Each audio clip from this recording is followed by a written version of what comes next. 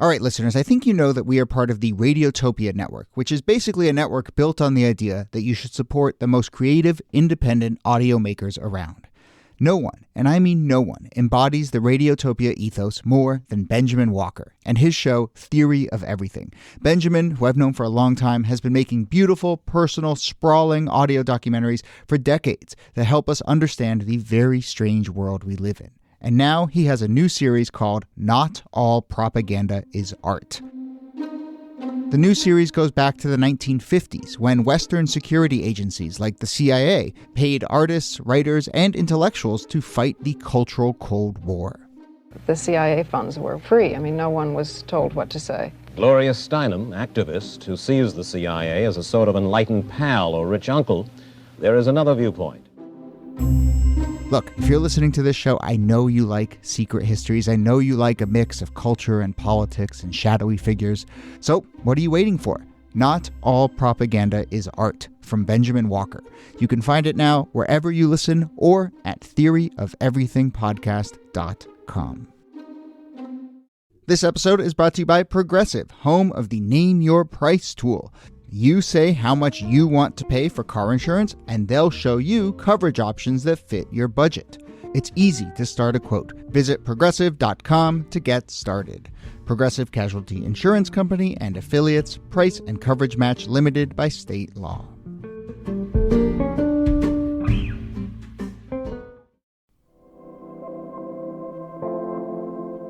Hello and welcome to This Day in Esoteric Political History from Radiotopia. My name is Jody Avirgan. This day, January 6th, well, it is January 6th, and we are going to do an episode on the mob violence at the Capitol just last year in 2021. Of course, there's a lot of coverage and thinking and smart analysis on this first anniversary. The story of that day is still not fully written, so this is a little different for us because we often talk about kind of how history has seen a moment, how it's been sort of preserved in time. This is very much a story that is still being written. But, I think one thing we can do on this show, something we try and do for all of our episodes, is offer a little bit of that historical perspective. So here to do that are, as always, Nicole Hemmer of Columbia and Kelly Carter-Jackson of Wellesley. Hello there. Hello, Jody. Hey there. We mentioned on the last episode that we did this taping in Boston and we don't have that audio. But one of the things we discussed there, because it was kind of looking back at the year of 2021 and the shows that we've done, we did talk a little bit about the sort of themes that have emerged for each of us in doing this show and some of the sort of through lines that we've seen as we've done all these different stories throughout all the eras. That actually feels like good fodder for this moment. And what we want to do here is, I'm curious to just tease out some of the bigger themes we've noticed about U.S. history and how they help us understand January 6th. Mm-hmm. Now, Kelly, you obviously write about, study, think a lot about political violence in a different century. But let's start there. When you just think of this as a violent day and a violent act, how does your historical work help put it in context? Oh, man. It's so troubling how we see history in some ways just repeat itself. I mean, in a lot of ways, what happened at the Capitol is unprecedented, for sure. Never happened before. It's certainly not in this way. But when we think about how violence gets galvanized among certain groups of people, how people have rallied around ideas of either white supremacy or an end to democracy or an overthrow of the government, what gets people mobilized to commit these kinds of heinous acts, that is certainly not new. We've seen all throughout history in small, albeit often unsuccessful ways, people have taken up violence to create great amounts of harm. And I think we've seen it all throughout the antebellum period, certainly when it came to the issue of slavery. You certainly see it in the Civil War. I mean, it is the Civil War. And then you see it again in Reconstruction when you have all of these racial mob attacks, massacres that happen to Black communities. And it's grievous is what it is. Do you like that word mob? Is it a useful word as opposed to some of the other words people use? I'm okay with mob. I'm okay with massacre. I do think I have a problem with riot. I think it depends on who was doing the violence or the destruction of property. I'd like to take up the work of Elizabeth Hinton, who talks more about rebellions when it comes to urban rebellions and when it comes to urban unrest. But I think, I don't know, I do look at the Capitol and I see a riot. Mm-hmm. And just to underscore what Kelly's saying about this long history of opposition to democracy, I think that there's just this assumption that the thing that Americans are all on board with is small d democratic governance. And one of the things that we've seen again and again is that is not the only story in American history. I mean, certainly not for people who had their freedom and then their rights denied for hundreds of years, but also just, I mean, you see it. We talked on the show before about the 1898 Wilmington coup, where groups of white North Carolinians overthrew the biracial government that had been legitimately elected and put into place. And that is not quite the same as what happened in the Capitol on January 6th, but understanding that there are millions of Americans at any given time who are at least skeptical of democracy and at most willing to use force of some kind in order to get what they want contra democracy is an important thing to keep in mind. I don't know. I struggle with this a lot because I feel like the issue is often not democracy. I think the issue is just white supremacy. Right. I think that it's no coincidence that on the day that, you know, the insurrection happens, that the first black senator from Georgia is elected, the first Jewish senator from Georgia is elected. I think America has a hard time envisioning a multicultural democratic nation. I think that becomes the biggest rub for people. Not democracy itself, but who's entitled to it, who can benefit from it, who can be privileged by it. It's a fight for defining what is democracy and who is democracy for and how expansive is it. Yeah, who belongs? The Wilmington thing is interesting. I mean, I think you want, yes, there are facile comparisons that maybe don't work, but I think one of the takeaways for me from when we talked about Wilmington, and I just think for a lot of the stuff we talk about, is just how much on a razor's edge a lot of these moments are. And for instance, in Wilmington, you know, we had this months and months long campaign to push back against a democracy that was emerging for all, a biracial democracy. But it came down to, you know, an hour in a room where someone basically confronted elected officials and said, you know, you're done, get out of here. Yeah. And just like that notion of there's the wheels of democracy and the gears are turning and someone just walking in and taking a stick and trying to put it into the gears of the democracy. And so like that feels very January 6th to me, where we can have these high-minded conversations about what was going on and all the history and the threads and themes that flowed into that moment. But at the end of the day, like it came down to an attempt to basically break into a room and stop a procedural thing from happening, which would have had massive ripple effects and probably, you know, just sort of sent this country. I mean, it probably already did send this country down another path, but certainly send this country down another path. And so that's just often when I think about what I've learned from this show, I often find myself just really trying to put myself in the room, in the very specifics of that moment. Yeah. And January 6th also underscores your point about contingency. You could imagine a world in which a few different things happen and January 6th, there's no breach of the Capitol, you know, there's shouting and yelling, but it's no more than a kind of unruly protest. And you can imagine a January 6th, you can easily imagine a January 6th had things gone just a little bit differently, where members of Congress were killed, where the body count was much higher than what it actually was, or that, you know, the Congress wasn't able to get itself back together in order to certify the election. So I think that that was a moment in which you could feel at the time all of the contingencies burbling. And I think that had a lot to do with the fear and uncertainty that people were feeling, because it could have gone very differently. Yeah. How fragile all of this is. It doesn't take as much effort as I think we might think. You know, when we think of like the overthrow of democracy, we think of some sort of like apocalypse or like some sort of like, you know, crazy over the top acts. I mean, that's what this was, but but no one could have imagined, I think, it actually taking place in that way. But we were also warned, these government officials were also warned. The FBI, the Capitol Police, they knew that people were coming. They knew that people were angry. So it's not completely out the blue either. Well, talk about other stuff we've discussed on this show. So often that's a theme that emerges too, is that there were warnings, and obviously hindsight lets you sort of cherry pick that out. But yes, we've talked on this show about the plot to burn down Manhattan and how close that was during the end of the Civil War, and just a couple little things go differently, and all of Lower Manhattan burns at the end of the Civil War because of Confederate operatives. But there were warnings about that, and so many of these things there were warnings.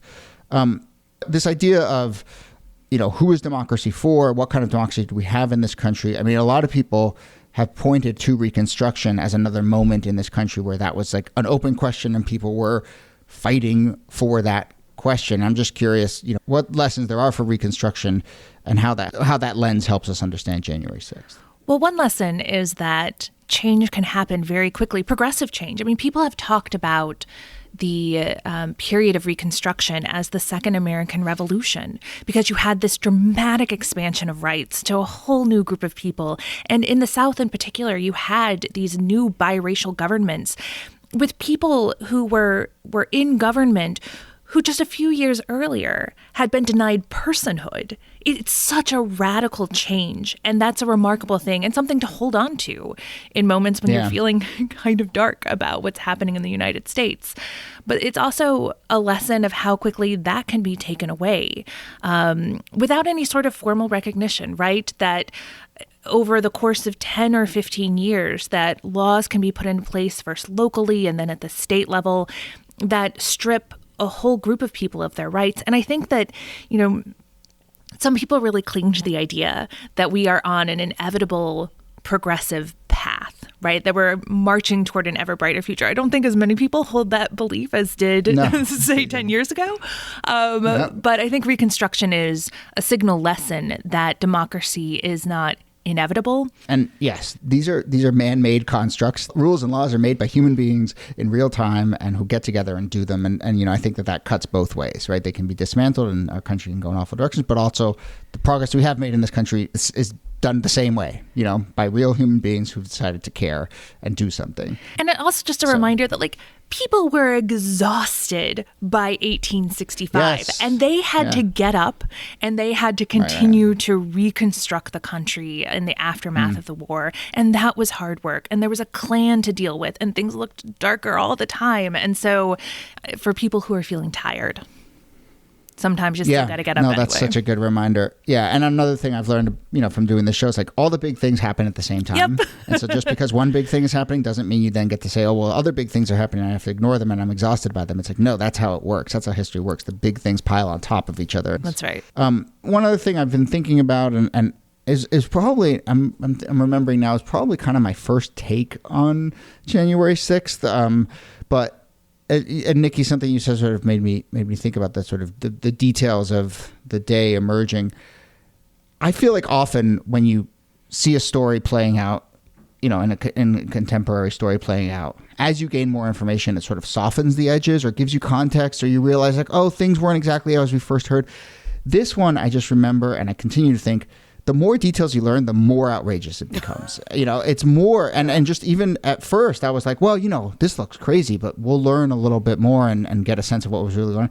And it just played out the complete opposite from, I feel like, so many other stories of our time, where it's the more you learn, the more scary and intense and fraught and high stakes it seems to have been. And I think that's continued even over the past year. It's just a weird phenomenon. Yeah, I think we saw that video. It might have been during the second impeachment hearing where they brought in the video cameras that were recording in the hallway. And you see this moment where Mitt Romney could have turned right and he turns left instead. And had he turned right, he would have run directly into a mob that was looking to kill Mike Pence.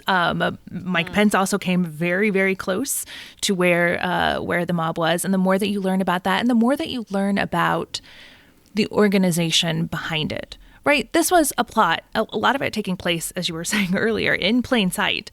January 6th was not a surprise in terms of the organization behind it, but just how much people had plotted out what they planned to do that day, how they planned to disrupt what was happening in the Capitol. I think the more details of that come out, the more you realize just how intentional what happened on the 6th was. I also think, and Nikki and I have talked about this before, like the parallels about consensus and history and memory, and how, like, when we get distance from this, like, what will be the narrative, what will be the story, and what happens after the Civil War, and certainly during Reconstruction and a generation later, is you get the lost cause, you get this alternative history in which Confederate soldiers get to be heroes, and they get memorials and they get monuments, and Robert E. Lee becomes this huge icon, and the flag becomes this major relic.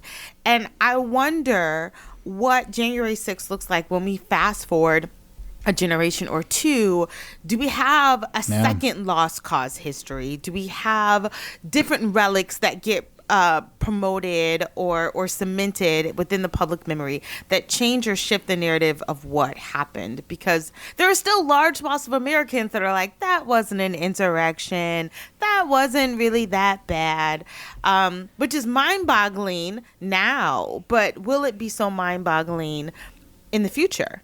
This is something I worry about all the time, Kelly, because there already is a lost cause narrative that has completely taken hold. There's a good, I would say at least 40% of Americans who would say that January 6th was not an insurrection, that it was actually an attack on President Trump, that it was about the November 3rd election that had been stolen from President Trump, that the people who were arrested for their actions on January 6th are actually political prisoners. And so there is this full-blown lost cause narrative that exists and is popular and is an article of faith for somewhere between 30 to 40% of the country already. And that Black Lives Matter is more violent and more heinous than what we saw on January 6th. Absolutely. And there's that larger context of just a capacity for violence and a growing willingness, and polling has shown this out. It's the sort of, I think, through line that has stuck with me from the rise of Trump, a sort of notion that violence is justified when you consider your political enemy truly evil. It sort of opens and unlocks this capacity for and tolerance of violence. And I think that there's twisted narratives about what really happened on that day, but then there's also just the thought that it's justified, in some people's minds. The double standard for me is that, like, Black violence, whether it existed or not, always gets magnified, and white violence, even when it's incredibly violent, gets trivialized and minimized. Because I think about, like, if this had been a Black Lives Matter, attack on the Capitol, like, that just, none of this would have happened. None of this would have looked the same at all. Yeah. And there would be a consensus that it was a terrible thing that happened, and it was the worst crime in American history.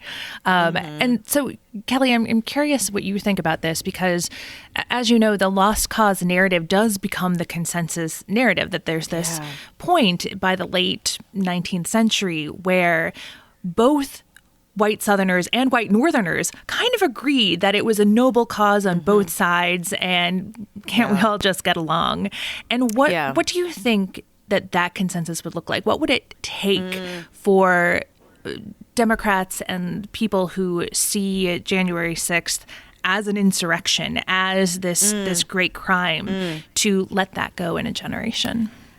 I think it comes down to historians, because historians are the ones that are going to write the textbooks, that are going to shape the narrative, that's going to get filtered down through the journalists into the public, memory and identity. And when I think about Reconstruction, I think about those old historian fathers that wrote these seminal textbooks, like Dunning and his book, and the William Dunning School of Thought becomes the predominant narrative on Reconstruction, which was that it was a failure and that Black people were corrupt. Or I think about other major historians that had a huge role in shaping how we understand political and social and economic moments. This is why I think it's not too far off left field that there was such a a controversy over like the 1619 Project, and it's who controls this narrative, Right. who gets Yeah. to shape what's said, who gets to tell what America is or who America is. That's a big part of the battleground that I think we often underestimate. But history is, I mean, this is why I love being a historian too. What we write about actually has consequences. There are major stakes involved because history is political. And one thing I've learned from doing this show, and I think is worth, I think about in the context of trying to process January 6th, is that the history starts to get written immediately. Mm-hmm. And, maybe not by historians with a capital H who maybe take a little more time or whatever. But, we did that episode about Attica, which I thought was such a phenomenal episode. But, in there, I think one of the things that really stuck with me was that in the hours afterwards, the first press conference, set a narrative about what happened and set a narrative about how prisoners in Attica were behaving versus how police forces were behaving. And we've seen that over and over and over in doing this show, that there are people there who will seize a narrative and be very strategic in the immediate aftermath of an event to try and direct sort of how history starts to get written, and everything is a product of that. And we are learning that. We saw it on January 6th, but we're learning that about January 6th. I mean, I think one of the most stunning things that's come out in the last few weeks from the January 6th Commission is this notion that, Fox News hosts were texting Trump and Mark Meadows directly being like, this is out of line. This is ridiculous. Trump needs to get control here. And then that very night going on TV and saying it was Antifa, and you see that double standard and that hypocrisy. Yes. But you also see that very concerted attempt to, from the very beginning, steer the narrative. Yeah, a kind of deliberate historical amnesia that starts almost immediately because of the power at stake.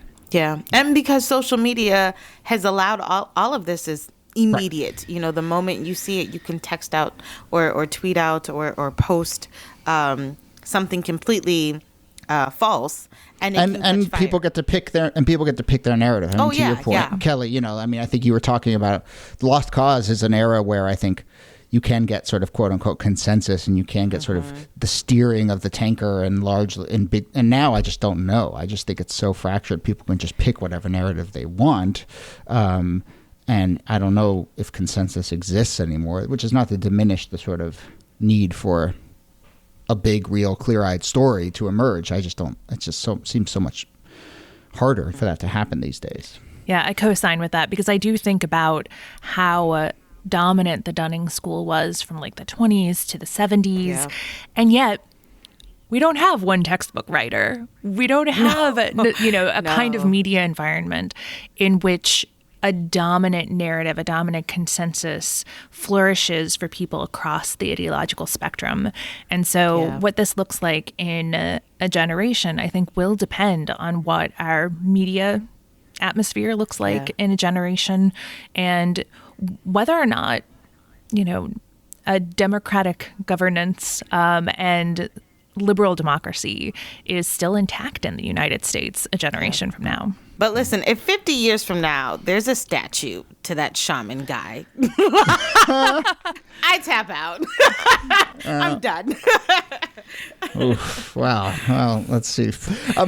Can I ask you a question about returning to this question of mob violence and insurrection? And, one of the things that I've tried to do in doing this show and feel like I've learned from this show is try to understand that at a given moment in history, these are real human beings who are sort of going through life and processing the moment. I try and just sort of, I think it's just useful, call it empathy, call it whatever, but, just to go down to that human level and be like, what was it actually like in this moment? And that, that goes for what was it like to be in the room where Andrew Jackson's parrot was cursing to what was it like to be, at a huge, weighty moment like this. Does that kind of thinking, though, for January 6th absolve people? Because, it opens up this question for me of, were there a lot of people at January 6th who were there for a fun rally to cap off the Trump era and were swept up, and this is the story a lot of them are telling. They're telling it, obviously, when the FBI comes knocking and it's convenient. But, were they swept up? And should we sort of see that nuance, that there were people who were pushing this, there were people who were there to gum up the wheels of democracy, but then there were also people there who were swept up in the mob. How does that help us understand this moment, or what does it say? I do think empathy is useful in a way because there are a lot of different people there for a lot of different reasons, right? You can think about the America First Groypers, which is this far-right white supremacist group that was there. They're there for a particular reason that's different from what thousands of other people were there for. They weren't there for a fun rally, right? They were there because they truly believed that the election had been stolen from Donald Trump, because that's what they were told by Donald Trump and by the media outlets they listened to. They sincerely believed that. And for some of them, they sincerely believed that in order to protect the United States, in order to protect the rule of law, that they had to, in that moment, engage in this pretty spectacular act of violence. And some of them might have gotten swept up in it. Some of them might have come there to pre-plan, but they all shared that common belief about the election. And that empathy then becomes useful because it allows you to see the structures and the broader political context in which they were acting. And it allows you to, in some ways, assign blame to a much broader group of people than just the people who breached the Capitol. I think that's exactly what I'm trying to get at. I don't think you get swept up and then just so happen to have zip ties in your backpack. Well, that's true. There's a real intentionality about a lot of the people who were there that were intending to create violence and harm and destruction. And that just can't be sidestepped around. Yeah, absolutely. No, yeah. And, people were there for different reasons and behaved in different ways, but they were all animated by the same thing, which was further upstream. And that starts, with Trump, and it starts with the media environment. And I think that's the level at which the conversation really needs to land for there to be any structural change, any actual change. Yeah. Any other thoughts, historical or in this moment? Where are you at on this anniversary? I don't know. It still makes me sad, and it makes me sad because I think about Officer Dunn. I think about the Black police officer that acted so heroically that day in the face of terrifying odds. I think about the people who lost their lives and their loved ones. I think about how much worse it could have been too. It's still very hard for me to not think about January 6th and to not get just grieved by it in the same way that I would when I think about any sort of massive amount of violence that takes place. I think it's important that we feel that and that we really grapple with it. Yeah, I think for me, I am deeply, deeply worried. January 6th in a lot of ways, it wasn't just the singular event. It was a test. It was this moment of cataclysmic violence. You talked about those texts from Fox News hosts who were saying, this is terrible. You have to stop this.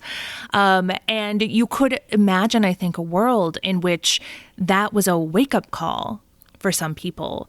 But instead, you have a very large portion of Americans who hit the snooze button immediately and went right back to the work of promoting the big lie. You have Republicans that very night going back and voting to reject the electors' votes.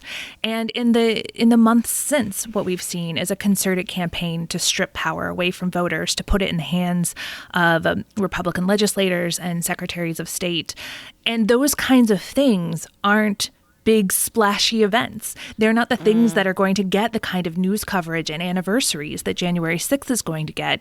And yet they are as harmful to our democracy, in part because a moment like January 6th couldn't stop them. Yeah. It didn't turn people off of the path that they were already going down with the lie about the 2020 election. Yeah. And so I think the U.S. is in pretty bad shape a year later. It's terrifying. Yeah.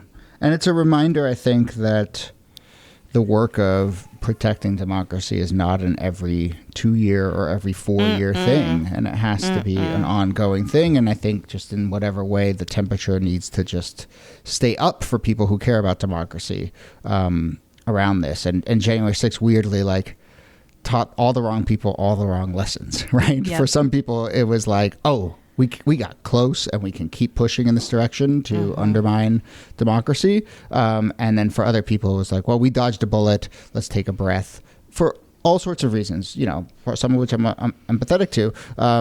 But that's where my head's at too, is just it needs to be, full-time work at this moment in this country to shore up our democracy in every way we can. And I do think in some way that this anniversary is breaking out in some of those conversations. You see our political leaders using this anniversary as an opportunity to have these conversations, and I will be curious to see, I think the filibuster conversation, the Voting Rights Act as related to the filibuster is a big part of it, and we'll see if January 6th animates that push in any sort of way. And there's gerrymandering fights happening all around the country, and there's voter access stuff, and I just think if people can connect to those lessons and to that work, I think that's the only sort of productive next step forward. Mm-hmm. Here. Yeah. Okay. Well, that brings us to the end of the episode. Next episode, we will go back to just regular old what happened on this day a long time ago and how history has sort of put it. But it's the reason we do this show. I think a historical perspective and looking at history as something that flows into the present and looking at the present as something that is a product of history is really important. And I think this episode I think has been a good example of that. So thank you for doing it. Nicole Hammer, thanks to you. Thank you, Jody. And Kelly Carter Jackson, thanks to you. My pleasure.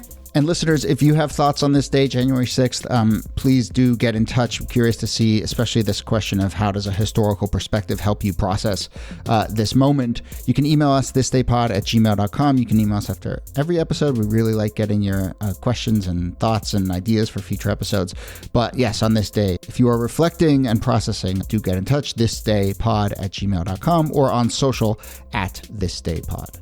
This Day in Esoteric Political History is a proud member of Radiotopia from PRX, a network of independent, listener-supported, artist-owned podcasts. Our researcher and producer is Jacob Feldman. Our producer is Brittany Brown. Kaula Nakua helps with transcripts. Julie Shapiro is executive producer for Radiotopia.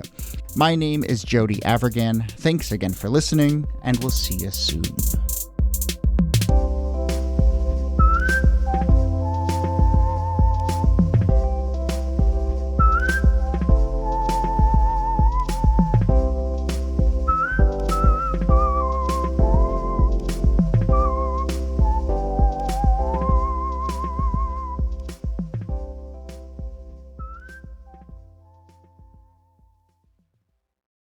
Support for This Day in Esoteric Political History comes from Odoo. If you feel like you're wasting time and money with your current business software or just want to know what you could be missing, then you'll need to join the millions of others who have switched to Odoo.